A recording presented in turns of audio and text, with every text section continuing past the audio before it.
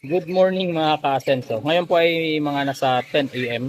So, kailangan natin magpaligo ng ating saw. Sa mga nagtatanong na hindi ko po nare-replyan kung ilang days ba mula manganak ang inahin bago magpaligo. Sa iba po, ang practice nila is kinabukasan nagpapaligo sila. Pero hindi po dapat. Sa akin po, pagka 1 week, pinapaliguan ko na po yung inahin. Basta makitaan po natin na okay na po yung lagay niya, malakas na. Yan. Kasi sa unang panganak niya, nanghihina pa yan, may infection pa yan maaari. So, wag muna natin paliguan. Pero yung iba po, pinapaliguan ka agad. Wag na natin gayahin kung sa tingin po natin na hindi tama. Pero kung sa tingin nyo tama, nasa inyo naman po yan. Pero sa akin, 1 week mula nung mga anak ay nag-start na po ako magpaligo. Ngayon po, nasa 18 week old ang mga piglets. Ayan. Hiniwalay ko po muna sa nanay para pag magpaligo sa nanay nila, para hindi po sila mabasa directly ng tubig dahil mga piglets pa po mga yan. Sa saw po is ang practice ko talaga pag nagpapaligo ako is plain water lang.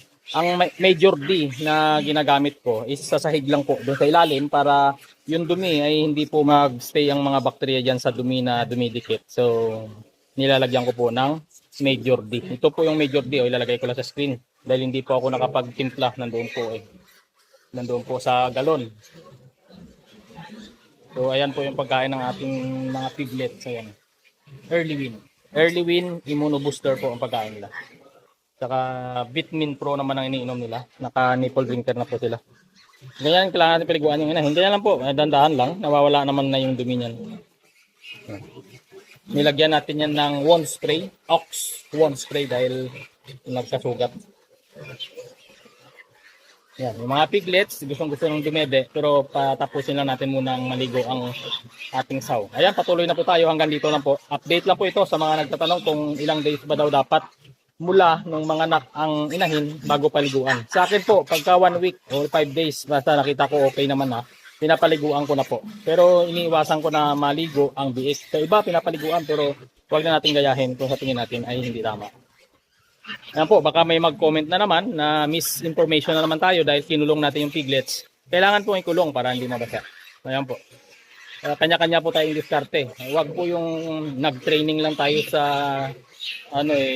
akala natin tayo na yung magaling lang. May kanya-kanya po tayong programa. Ayan po, hanggang dito na lang ang ingay nila.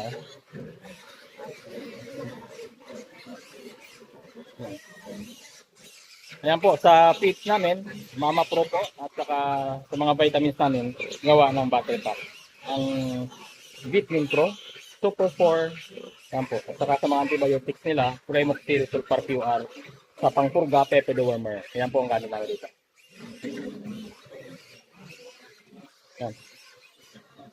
Ang ingay.